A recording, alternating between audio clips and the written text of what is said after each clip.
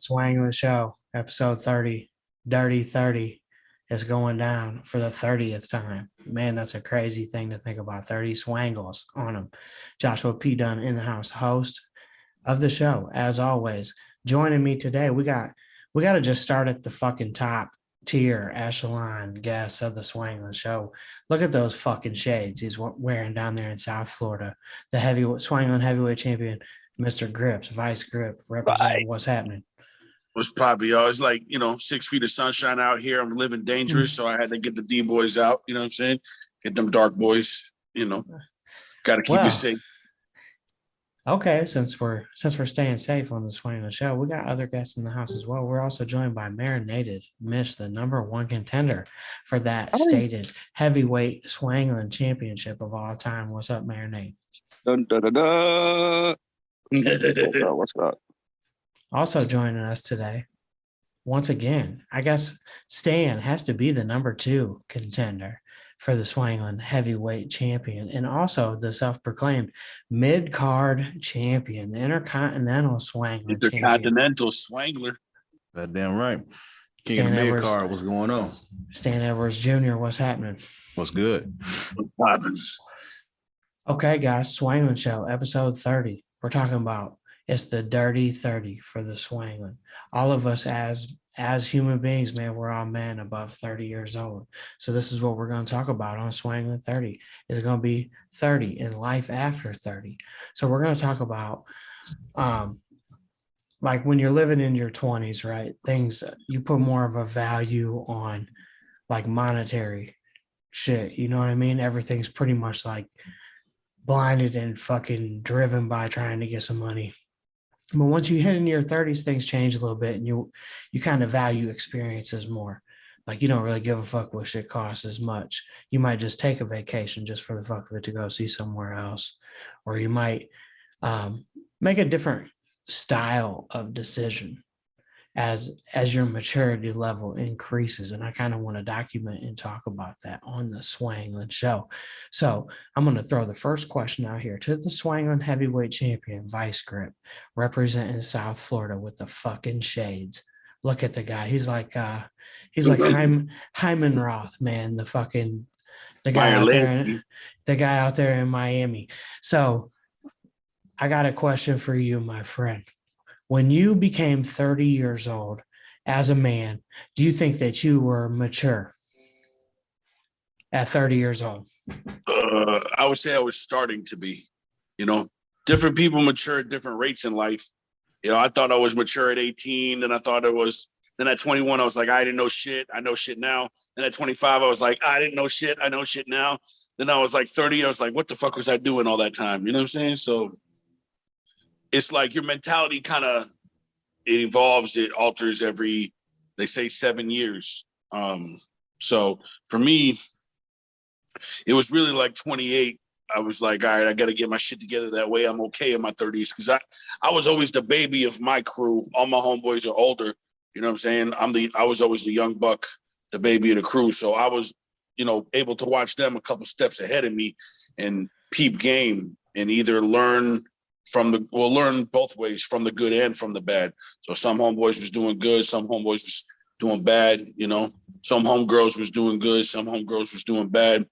So, I was able to look at that and kind of, see what steps I could take. And I had good guidance from my parents too.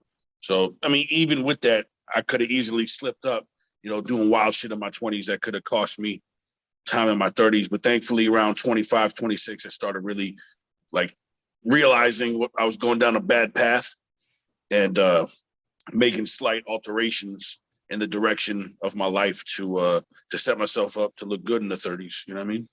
Yeah, man, exactly know what you mean. Because my situation is very similar to that. Like towards my late 20s, I was kind of whiling, doing all types of shit and get into scenarios where you kind of gotta self-examine and look at yourself from a different perspective and analyze and know where to be able to grow, right? So for me, one thing that was major was like once I became 30, like the way that I kind of command and demand respect is kind of in a different way now as maybe I was younger. You know what I mean? I'm more kind of hands-on as a leader as far as the people that I'm dealing with, as far as letting them know we're going to go ahead and be official from the beginning, and we're not really going to pull no type of fuckery. Now, this question I got is for Marinated Mitch, the number one contender to the Swanglin heavyweight champion. Have you been in a situation at all lately where you kind of were like, wanting to really weigh the having an experience being worth more than what you're paying for that experience? One more time. Have you ever been in a scenario recently where you value the experience that you're having more than what you're paying for it? Yeah.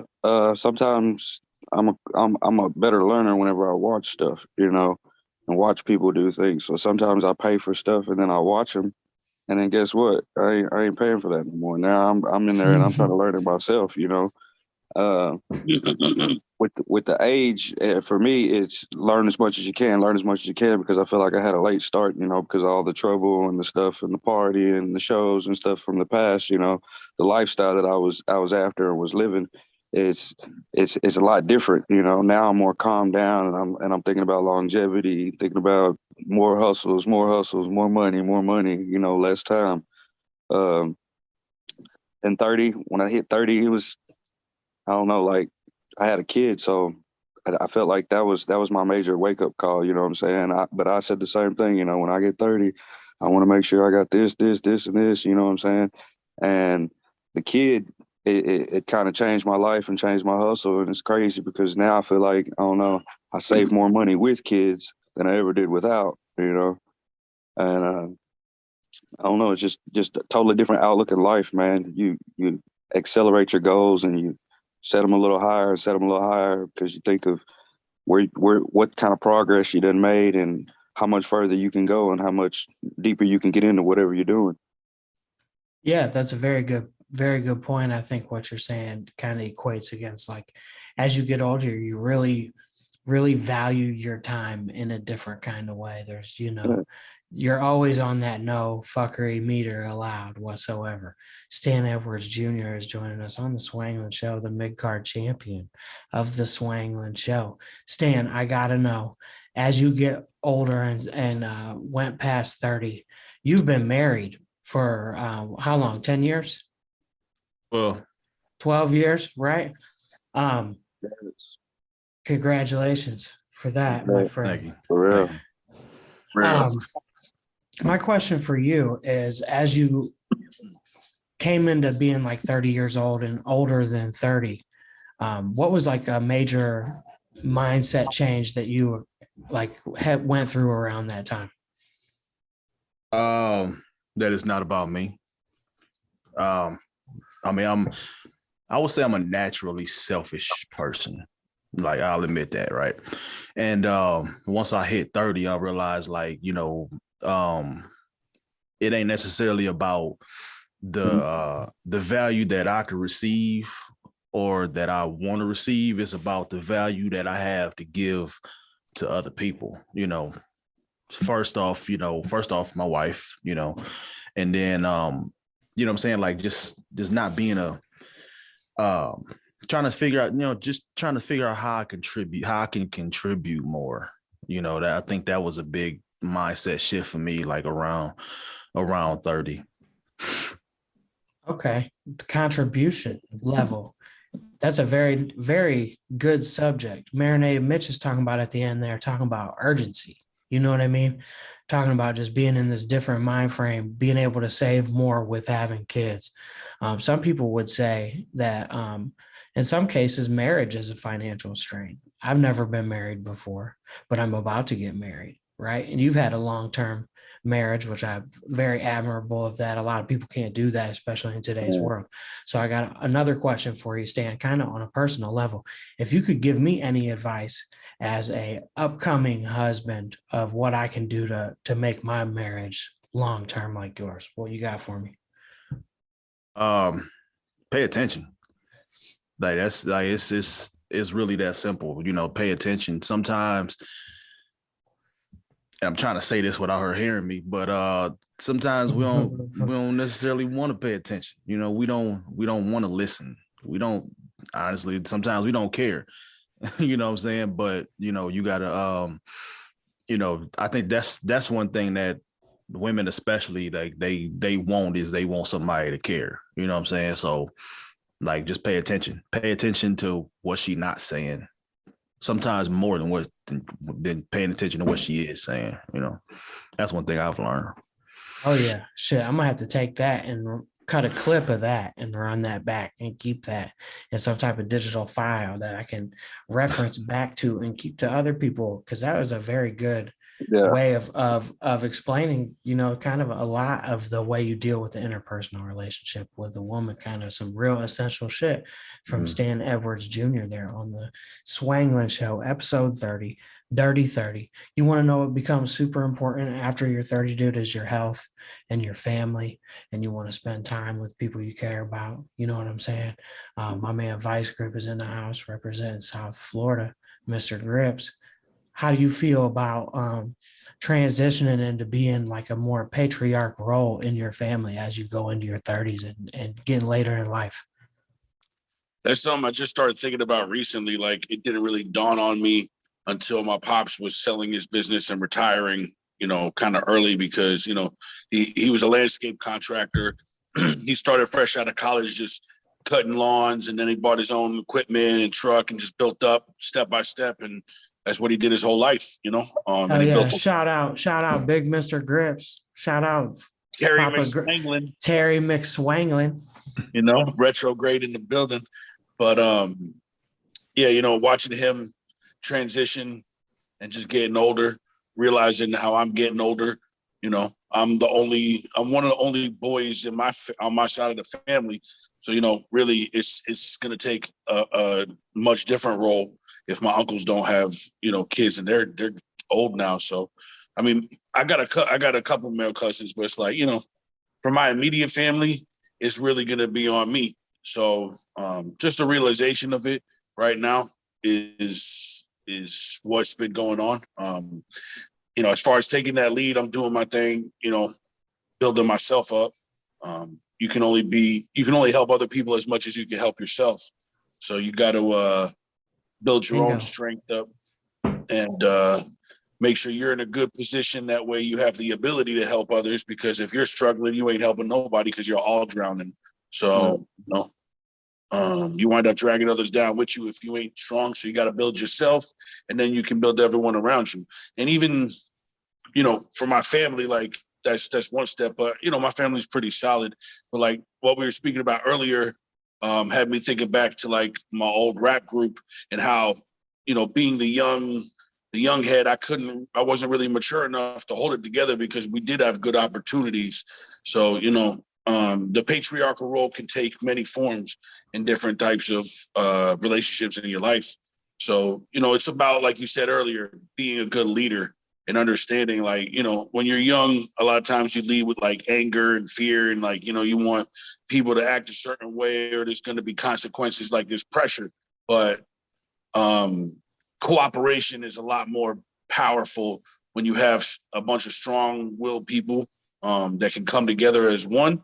You know, you can get some real dope things done. You know, like companies I've worked for that are you know, mad small, you know, 8 to 10 people have built, you know, had their hand at least in building huge construction projects, you know, very expansive scopes, and they get them done. You know what I'm saying? Like, I've built around 100 buildings in South Florida, at least, you know, had my hand in the electrical part of it. And, you know, they weren't really big companies, but you see like just the cooperation, you know, a GC manages all the different subcontractors, and it just, everyone comes together to build the same project, you know, and it's beautiful to watch. So, you know, really, like you said earlier, it's just about understanding that leadership role. And if you know that you're going to step up into that, accepting and doing what you can with those responsibilities. Absolutely. Because like a ship without a captain is going to fucking wreck. You know what I'm saying? Somebody's got to be in the driver's seat. Somebody's got to play that role. Like if you come from really any type of background, whether you have children or not, you know, like, or if you intend to have children, or somebody like as a man's got to step up within the family structure, you know what I'm saying, and kind of carry the load and be the one that steers the ship. When I was younger, like up until maybe 25, 26 years old, this is a concept that was pretty much foreign to me. Didn't never even considered. And then I started to think about things, you know, like what would be my legacy if I was to have those things. I started thinking about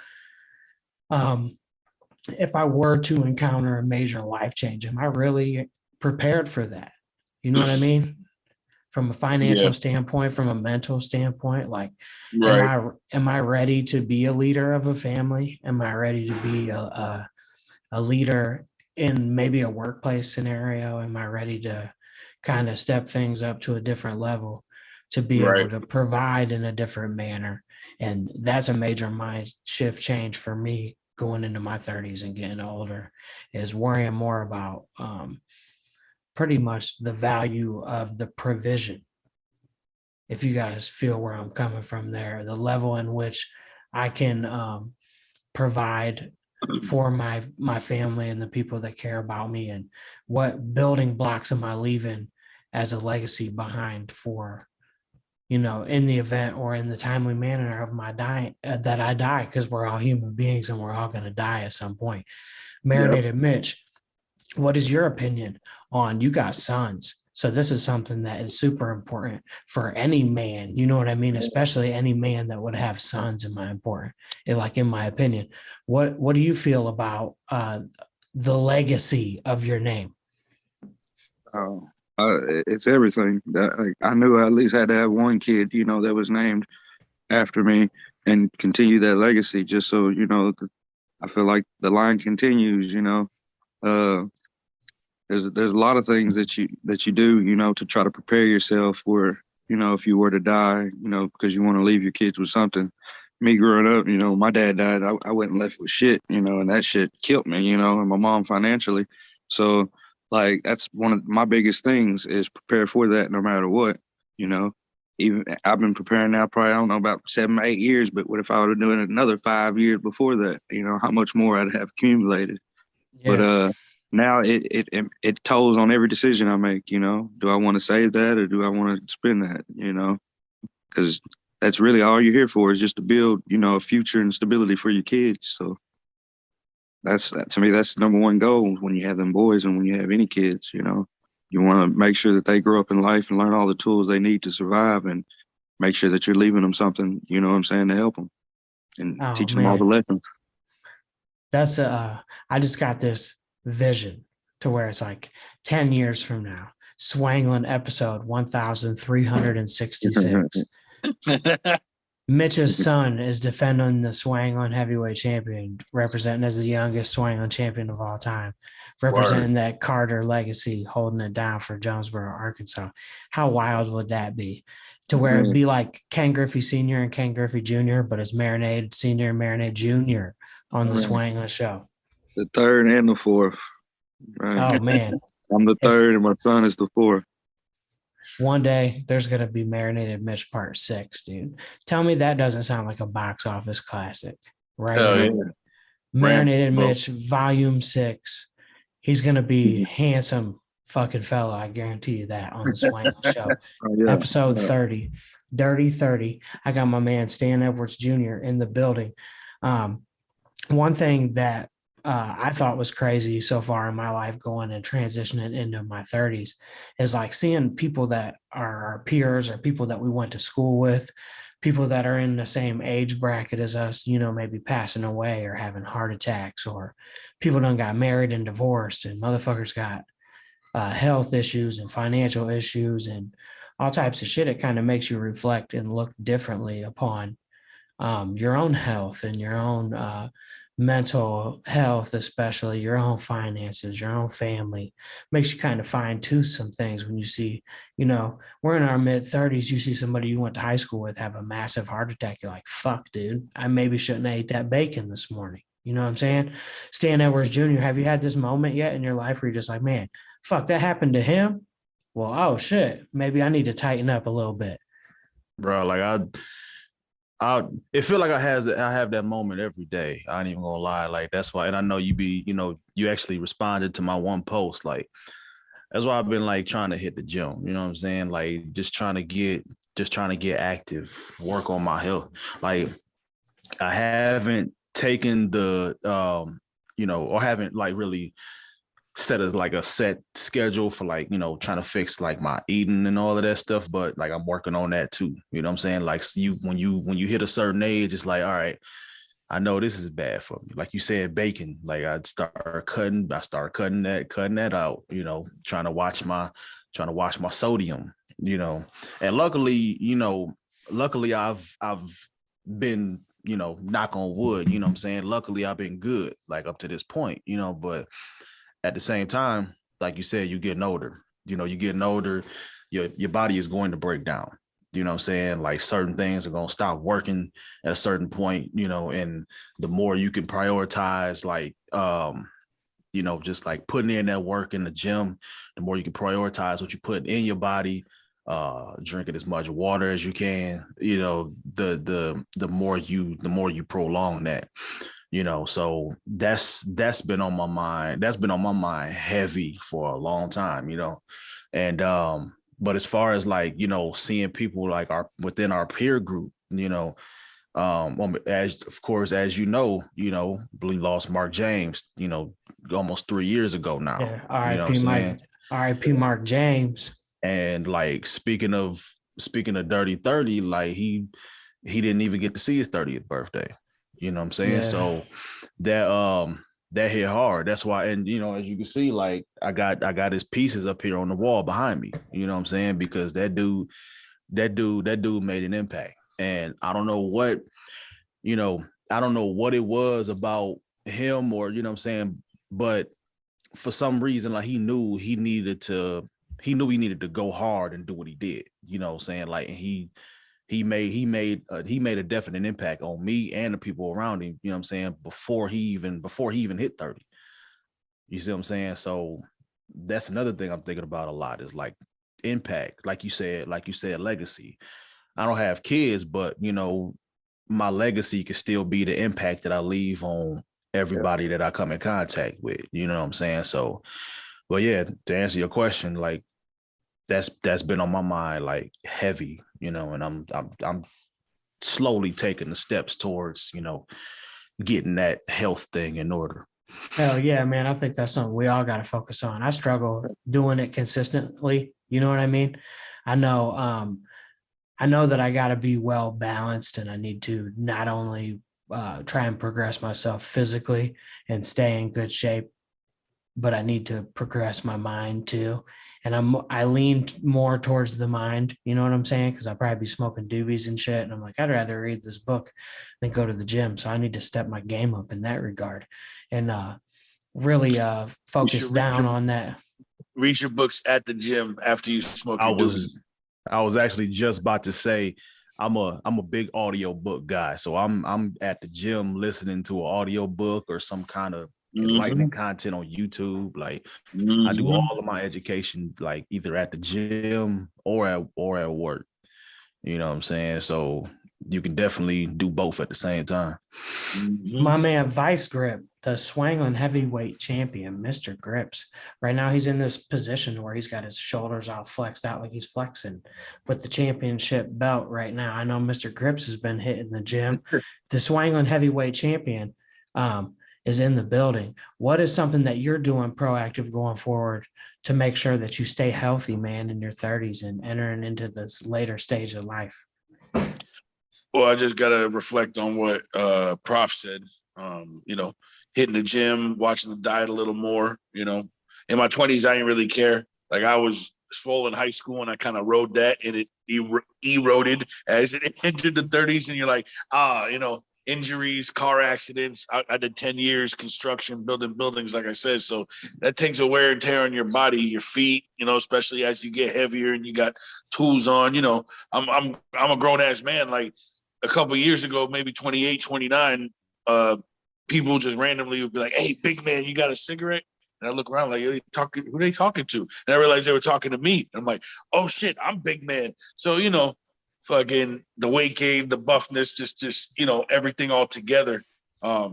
It changes. Your body feels different after 25. It's why with a lot of wear and tear, professional athletes, anyone who works super physically, military, it takes a toll on your body. So after 30, you got to kind of transition. That's why, I took a job in my field where I got out of building the buildings and I went into the project management side. So I'm in the office now, making more money and not putting my body through everything. Like I watched my pops do it. He never wanted to hire managers or do anything. He always wanted to do the installation himself with, a couple of helpers or whatever.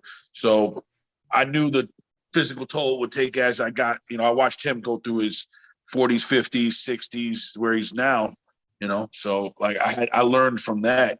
So going forward is just keeping mind, body, and soul all healthy, all aligned. You got to work on all of them at the same time. Like we was talking about, if, some of us have kids, some of us don't have kids. We all got jobs, girlfriends, our time is not very expendable. So we got to kind of be efficient with it. It's good to work out the mind and body at the same time. You don't have to always listen to, rap music or music in general while you're at the gym. You can do the audio books like Prof said. That's a really good advice for anyone out there. You can learn, work out your mind and your body at the same time. I did that when I was in my 20s and it really helped turn my life around. But I actually read a book, a hard copy. I do one chapter while I was on the stationary bike doing cardio, before I started lifting. And before I know it, 26 days go by at the gym and I went through 26 chapters of this book. It was done. And that was a book that changed my life. It was called Think and Grow Rich by Napoleon Hill. Yes, sir. That's a classic book. I got it in my arsenal. I'm sure Marinated Mitch has read this book as well. I like Vice that you mentioned pretty much the concept of really setting a high value on the standard of your time. As you get older, the shit means so much more to you. You really don't got time to be dicking the fuck around. So Marinated Mitch is in the building, the #1 contender for your Swanglin Heavyweight Championship. Mitch, tell the people that's listening to the Swanglin Show how much you value your time, my friend. Man, can't get back that time, man. Just start off with that, but time is very valuable, man. You got to choose who to spend it with, man. I know all of us like to hustle and get money, and time plays a big factor in that. How hard I got to work for this amount of money, or is there something else that I can spend my time on more wisely where I can get paid more money and have to work less, So I don't know, like I'm trying to get that money, and when I'm sitting on my butt on my wasted time, I'm sitting there thinking how I'm gonna get some more money to add on, like time is essential in everything we do, and I don't know, you gotta work on getting it and getting it to where you basically can live how you want to live and save what you want to save and take the trips you want to take and build the relationships business wise with the people you want to build and just take off with it. But the time is the main part about it. It's what everybody's based on. Everybody goes, to try to, like I said, decrease the amount of time and increase the amount of income. Absolutely. I think another thing we need to touch base on as well is establishing, like the normality of the process of maybe purchasing life insurance policies and investing into long-term accounts and things that a lot of stuff people just don't teach you. You know what I mean? As you become a man, you kind of got to figure out how to make your money make money and what's smart pieces to have and pay for to assist your life in the case of something happening, because we all want to kind of steer the ship. We want to make sure that, we have something to leave behind or have some type of legacy that can be attached to our memory. The Swanglin Heavyweight Champion Vice Grip is in the house, as always, on the Swanglin Show. Tell me something, Vice, that you got set up going into this year that's going to affect your legacy? Shit, hopefully this new album I'm working on. I was at the studio last night, I'm hoping the new project, not just a shameless plug, like I don't really care like financially, but just creating a dope piece of art. I'm into creating and being creative with different outlets. I've done it since I was 5 years old. You know what I'm saying? As far as expressing myself creatively, because like, maybe my family dynamic might not have been the most comfortable place for me to express myself. So, I've always done something, writing poetry, dancing. I used to break dance. I DJ'd before I even started producing beats. I had turntables, and then I started learning how to work drum machines, like, 11, 12 years old. Just buying little cheap ones from Guitar Center and little mics from Best Buy, computer mics, and figuring out how to, loop things and get software, and you know what I'm saying? So building since then, I'm 35, about to be 36. So, that's 20 something years into it. I'm just hoping I can create a dope project that affects people, because, I may not have a lot of fans, but I do have a good amount that have messaged me privately on, personal social media or wherever the case may be, through one of the outlets of the internet where you communicate with people, and they tell me how the music's affected their life in a positive way. Rest in peace to my homeboy Two Bongs. Two Bongs was actually a local cat Two that Bongs. he came up. He Uh, came up.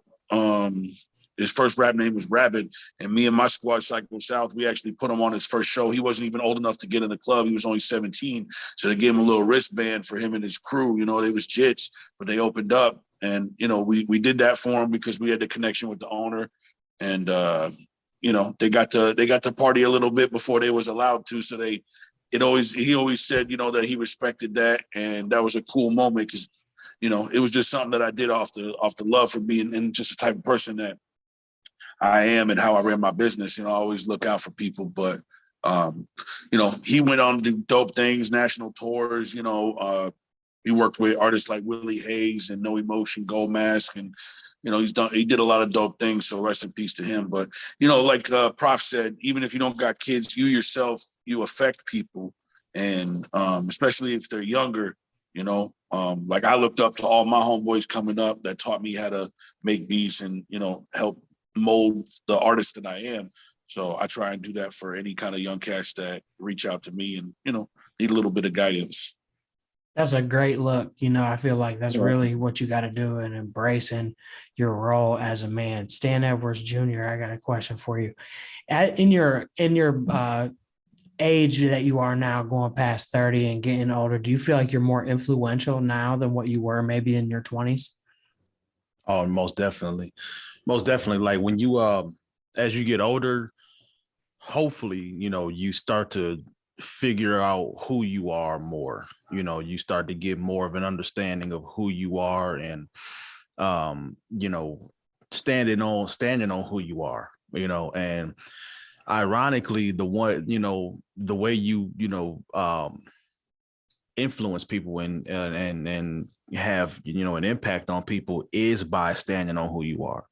A lot of times when you're younger, and I know this don't apply to everybody, but I know for me, like, when you're younger, you think you gotta kind of go with the flow or go with what everybody else is doing. You know what I'm saying? You don't really know that you can create your own path in life, but then as you get older, especially after 30, you start to learn, like, oh wait, like I actually run this shit.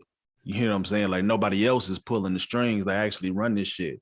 And once you realize that and you start standing on who you are, you not only like find your own direction, but people are more so influenced by you because they see that you're doing something. You are who you are, and sometimes people want to cling to that. Mitch, your thoughts on what Stan just said? I agree. I'm always, trying to do what I can to help others, just because, like I said, if I'm ever in that position, I want somebody to help me. But doing that, and just keeping your word and being a man in your word and always coming through for those who come through for you, it'll end up leaving an impact, They'll always remember that you was real and that you kept it 100. And if they needed you, they truly needed you, you know what I'm saying, that they could call on you no matter what, just because. I think that's big in our process of growing from, young kids to adults. It's big to, make an impression that's so strong that others will always remember you for at least one thing, in a lifetime, even if it is only one thing.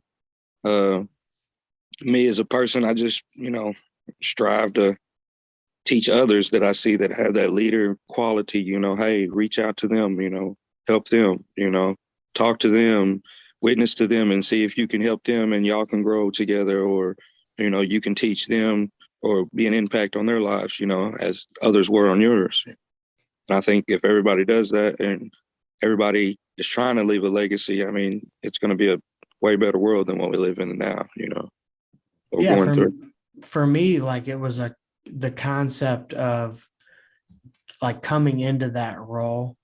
Like, I was so busy having fun with my life and kind of being selfish in that regard, to where that shit kind of crept up on me fast, to where I was like, wait a second, I'm supposed to have some type of influence. You know what I mean? Like, who the fuck am I influencing? You know what I mean?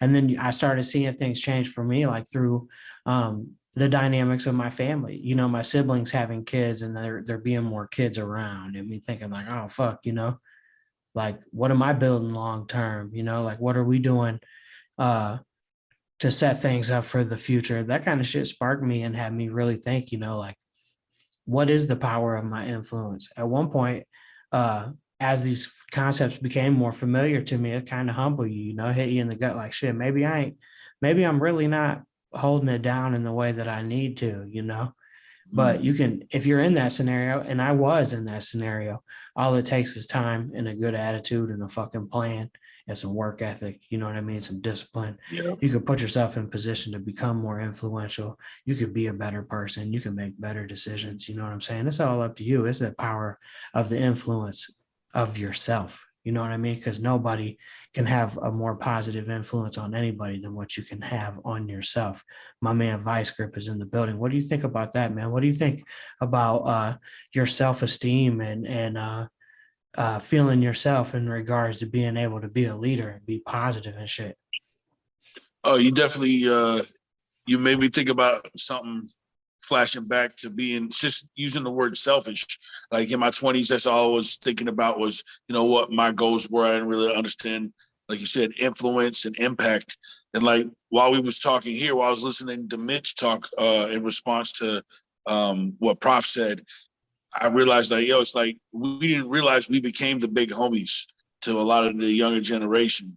And they looking at us, and it's like, like I got a couple partners that, is like 24, 25 that I speak to throughout the country, you know what I'm saying? And they going through similar things that I went through. And I literally, can tell someone one thing, and then a couple of days later, that scenario pops up on them. And it's like, they didn't really have time to prepare for it, but they could see that what I'm speaking is the truth to them, because it's just my experience. And a lot of times people experience similar things in different locations if they're living a certain kind of lifestyle. So, as the kids say nowadays, if you was about that life in a certain regard, you're going to see similar situations. So, just trying to put people on, because I had, like I said, I had a lot of older homies that would literally put their hands on me and put their hands on my shoulders and be like, look me in the eyes and say, look, you need to get your shit together. This is only going to lead to a path of destruction, and you need to be creating. So stick to music, stick to hustling, stick to getting money, build a life. I had older homies that put me on. So, as we get older, it's on us to accept that responsibility. We can't complain about how kids are wilding out if we're not, giving them any kind of direction as leaders of our community and examples to follow. I agree. I agree with that 100%. And that's what I feel like the streets is lacking, man. It's just leadership, man. Everybody's trying to do their own thing, go the separate route, when in all reality, they all are neighbors, and they live in the same boat, Yeah. And that's the biggest thing I preach, man, is just trying to, set an impact on the youth and get the youth up to par, because I mean, they all have great minds. They just don't know how to direct the use of them. And Yep. that's one thing. It's just like when my kids are like, I try to, every day instill something in them, to make them a better person, be a man of integrity. And like before they go to school, I like to tell them, hey, we're going to have integrity today, aren't we? And they'll be like, yeah. And sometimes they'll forget and they'll be like, what's integrity mean? And then I tell them and they'll be like, yeah, we're on it. We're on it. And I ask them when they get home, what'd you do today? Did you do anything, that was good? Or did you do anything that you knew you shouldn't have? And they'll sit there and talk to me about their school. And like, it's the small things like that impact the kids, for the future, Oh, yeah. For sure. It's just sitting down and listening to them, and seeing if what you're trying to instill is actually working, and if they're going out and they're trying to help others and other kids and the same way that, like you said, we were when we were younger.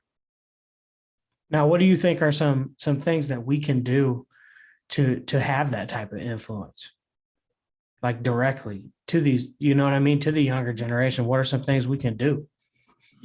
As the meme goes, this right here, you know what I'm saying? We all dropping mad gems on the Swanglin Show. And, we gotta give props to Mr. Joshua Dunn over here for being the host with the most, who will roast. Thanks. So we gotta give him his toast, you know what I'm saying? Buttered on that bitch too. Oh, so yeah, he even dropped that. Did you hear that, Mitch? Like Rob Digital on a hot Arkansas morning. You better butter my toast. Biscuit, yeah, butter my biscuits, bitch. God damn it. That premium butter. Son of a bitch. That's that how premium we do butter. Absolutely. We gotta say shout out to the homie Rob Digital, Swanglin family alumni. He just celebrated a birthday recently. Happy birthday. He actually just messaged me just a moment ago asking me some type of question. So I'm gonna get back with you, Robbie Digital. We're on the Swanglin Show, episode 30. Dirty 30 of the Swanglin. I wanted to give you your props before we went into Rob's birthday and all that. Shout out to Rob Digi. But Josh stepped up to continue pushing this squad cast that I've coined it, you know what I'm saying? That's a heavyweight champion term. We copywriting that and all that. So the squad cast, bitch. The conspiracy family, Josh is taking that role of pushing us to continue to be creative and bring this up. So I just wanted to give you your props on we only at episode 30 because we've been pushing and you the captain of that ship. So, big ups. Salute, man. Years and years of being that captain, bro. Right. I see you, bro, and I fuck with you the long way, bro. I appreciate you guys very much. If you don't mind, like I want to piggyback off of what Grippz was saying too. Like one thing I think that we can do to like like elevate to the people up under us, not necessarily under us, but the younger generation is giving people a platform. You know what I'm saying? And that's exactly what you're doing right here with this podcast, right? Like you giving us a platform to express ourselves. And like, there's a lot of platforms out there, but it's not anybody really listening. You know what I'm saying? Everybody's talking, but not everybody's listening. You know what I'm saying? And if the way we could do that is like, just use our ears more than we use our mouths. I mean, right now we talking, we dropping gems and all of that, but at the same time, it's like, we're all four men who've learned how to listen as well. You know what I'm saying? So giving people the platform to express themselves like you've done here with this squad cast, shout out Mr. Grippz, like you've done with this squad cast, you know what I'm saying? Like giving people a platform to express themselves and offering them a listening ear. Like that's how you have an impact. Like we can drop gems and share our knowledge all day, but sometimes we also got to listen and meet people where they are. Absolutely, dude. That's a fucking great point. And I appreciate you guys very much for giving me my flowers today on Dirty 30 of the Swanglin Show. Very much appreciate that. And I rocked you guys the long way. Always, you know what I'm saying? It ain't some people that may be listening to the Swanglin Show. They might not know about the dynamics and the history that's involved in this goddamn prestigious conspiracy family. You know what I'm saying? Rick Nixon for life, man. R.I.P. Mr. Rage. We got relationships within this room.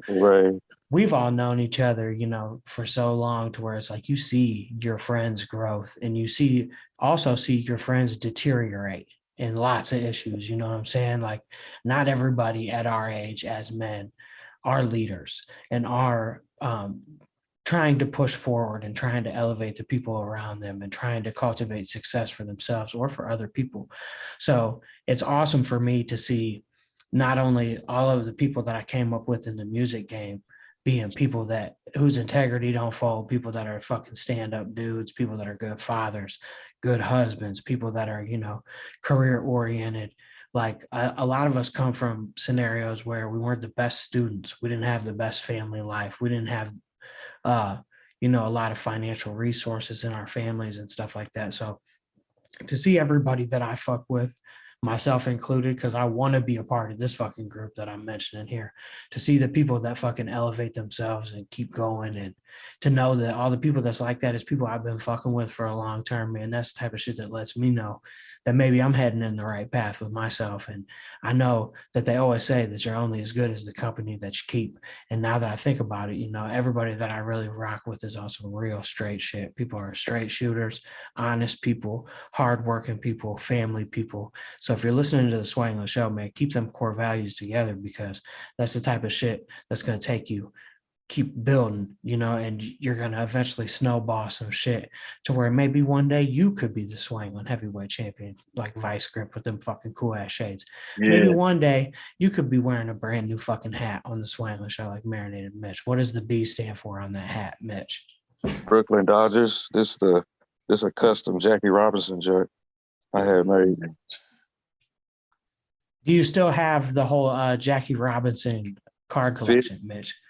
Yes, I do. They ain't never going nowhere unless I want to buckle down and buy an expensive house. Other than that, they're gonna stay in my collection probably forever, man. Things that I pass down to my kids. Yeah, I think it's awesome, dude. And I think that it's an underappreciated asset. And I feel like I kind of want to shed some light on this at some point. Vice Grip, you need to know, man. The number one fucking contender for the Swanglin Heavyweight Championship is holding some heat, man. Mitch, explain to the listeners of the Swanglin Show where you sit in the fucking worldwide scope of you know, memorabilia fucking card collections, man. What type of heat do you got on deck? Okay, well, I'm gonna just say this. Let's see.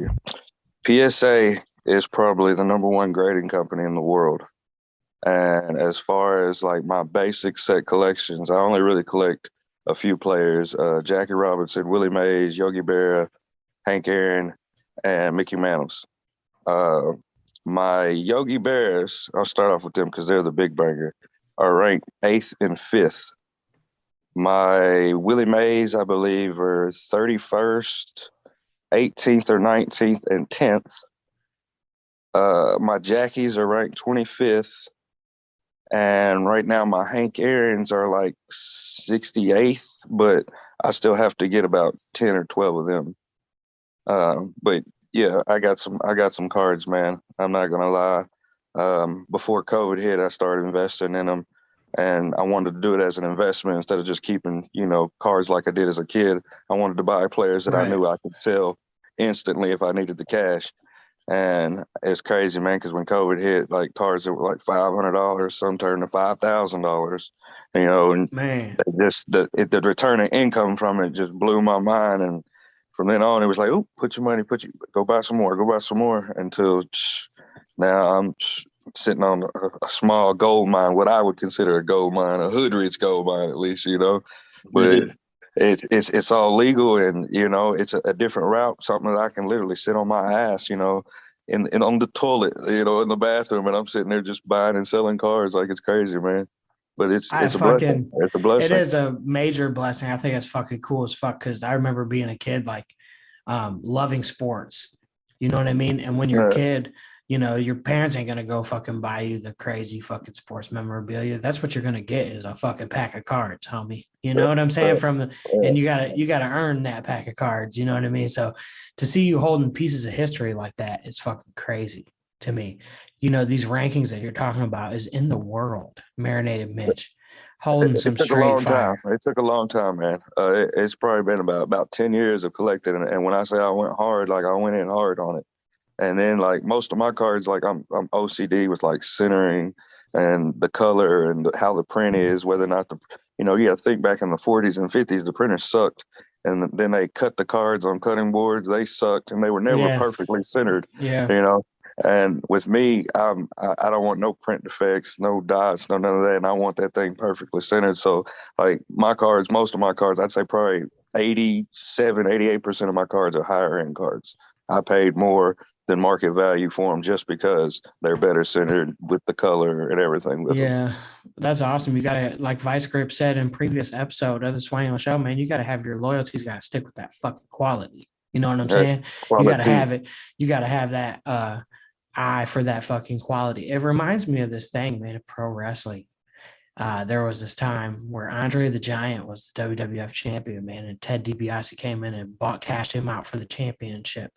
That's what's going to happen, man. So what are you going to do, Vice, when Mitch sells all these cards and approaches you with this backdoor shady deal? Like, hey, I'll just slide you these racks. Let me be the champ. Let me just give me the title, man. We ain't taking no dive. You know what I'm saying? We ain't taking no dive. He gonna have to earn that. That integrity don't have a price. You feel me? Yeah. That shit don't got a price. It's priceless. So, we got enough on this side, so we ain't got to worry about that because, that shit can be powerful to some people, but we got to shine that belt up, keep it on this shoulder. Someone may get it. I don't know if it's gonna be Mitch the 6th or 7th, someday. But I'm gonna have to have at least one just to keep up in the competition. You know what I mean? It'd be like Dwayne Wade and LeBron James kids going into the NBA one day. They're gonna see that. So Vice Grip is gonna intentionally get somebody pregnant just so he can keep up and keep the lineage going to where his children will be around to continue to. He's gonna never lose the title. He's just gonna pass it off to his own child. He's trying to stay on the throne forever. It's going down. You're going to be like the Strom Thurmond of the Swanglin Championship. Game of Thrones, man. I love Game of Thrones. Legacies. We're talking about these legacies. That's what that whole show was based on, was legacies, So absolutely. Post 30, the legacy is a big focus, But nah, I mean, if someone earns the title, they earn the title. But I'm going down swinging. You best believe that. And you got to have that integrity. You got to have that fucking grit. You got to have that awareness. Speaking of awareness, my friends, somebody's missing. Where's Kyle, man? We need to know. Kyle? Oh, he's got this. Somebody's couch stuck looking at. Oh, man. He's got this pattern. One on, one off, one on, one off. Is Kyle working a part-time job? Does he have a separate family? Does he have a fucking... is he abducted by aliens or something, man? We don't know. We're going to find out maybe on episode 31 of the Swanglin Show. But like you guys had mentioned earlier, this show kind of is a beacon for us to just talk about a lot of important subjects, about a lot of things that a lot of men don't talk about, things that we've covered on this show about, fragility as a man and feeling awkward and how to be a leader and how to be familiar with recognizing scenarios that you have to step up and do more and how to stand on some shit as a motherfucking man. We're talking about shit that a lot of people, man, they don't wrap their brains around the concept or the power of their influence or until these things are brought up and put in front of them are not things that they maybe are going to be apt to try and figure out on their own. So for me to be able to have these conversations with the fucking squad on the squad cast once a week, sometimes twice a week. Shit, we got a new episode out right now, episode 29, Swanglin on Ice, where it's me and Kyle out here snowed in the fucking Ohio. I know you guys had some shitty weather out there in Arkansas as well. So my question is, I need to know, how does Stan Edwards Jr. swangle on ice when he's snowed in Toledo, Ohio? See, I move around too much, so even when it snows, I got to get out and do something. But I turn on that 4-wheel drive and just get out there and do something. Like actually Thursday, I went and got my hair cut, in the middle of the snow, so Snow don't stop shit. When you from Ohio, like this is what we do. So, but if I'm in the house though, I'm cooking some good ass food, making an omelet in the morning, probably working on some videos, filming some videos, just trying to get some work done. But yeah, that's pretty much my snowed in routine. You gotta love the snow day, the adult snow day. What a fucking victory that was. I had two of them back to back, and I felt like it was I don't know. I almost felt like it was 2 weekends consecutive because it was midweek and it's just like fuck my whole schedule up and shit. But you had mentioned the omelet. The omelet is crucial. I have a brother named Dominic. Marinated Mitch has a son named Dominic. I got an omelet. My brother Dom's a vegetarian. So we make the omelet with the spinach and the veggies in it with the Swiss cheese. That's what we would call in my household the domlet. So you can maybe pass that off to your little boy, hit him with a little veggie omelet, tell him it's the domlet. Every time it snows. Oh yeah, every time it snows, it gets the domlet. We got the homies in the house on the fucking Squadcast, man. Episode 30, Dirty 30 of the Swanglin Show. I can't believe that we're already at number 30. When we brought this shit back, this shit was like 2 months ago. 2.5 months ago, maybe 6 weeks, something like that. We were at episode 14, and look at that. Boom, we doubled it up already with some consistency, with some urgency, some hard work. I love having these conversations with the homies on the Squadcast. I'm joined by Marinated Mitch, the #1 contender for the Swanglin Championship. I'm joined by Stan Edwards Jr., rapper Geek, dropping that fucking heat on the internet, the Intercontinental Swanglin Champion. I'm not even going to pull up the fucking screen share and show the world you holding this non-sanctioned championship that you've created. And I'm also joined by the heavyweight champion of Swangle, Vice Grip, Mr. Grippz, representing South Florida. Love you guys very much. Thank you for joining me. I'm going to see you guys on the motherfucking flip side. RIP Mr. Rage, Rick's Dangle for life, Swanglin.